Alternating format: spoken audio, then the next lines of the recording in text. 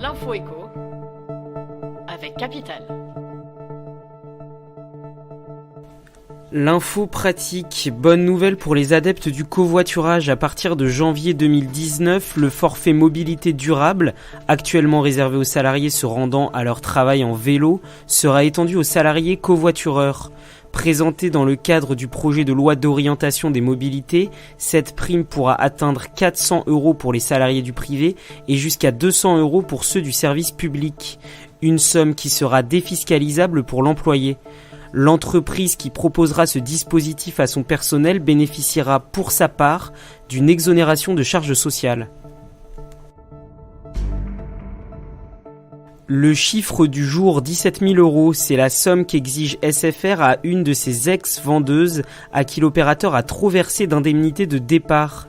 Fin 2016, cet employé avait profité d'un plan de départ volontaire pour quitter l'entreprise. Or, il y a quelques jours, elle a reçu une lettre de SFR qui lui réclame 17 000 €, montant correspondant à un trop perçu pour son indemnité de départ. Et l'ancienne salariée doit rembourser avant le 30 novembre si elle ne veut pas que SFR saisisse les prud'hommes. Comme elle, une quinzaine de cas similaires ont été recensés par la CGT de SFR Distribution. L'avocat Éric Rocheblave analyse la légalité de cette démarche.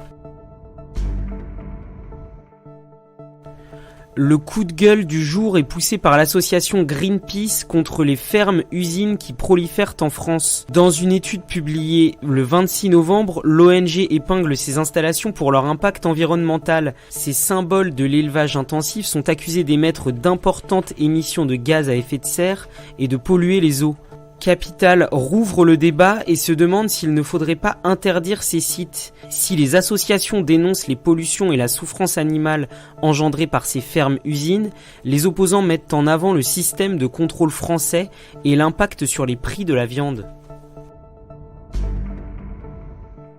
Avec la réforme des retraites, que vont devenir vos droits déjà acquis ? Ce sujet épineux est actuellement en discussion entre le Haut Commissariat à la réforme et les syndicats. Conversion des droits du passé, affiliation successive à l'ancien et au nouveau régime, maintien de l'ancien et du nouveau régime pour certaines générations, Capital.fr décrypte les 3 pistes à l'étude. C'était l'info éco avec Capital.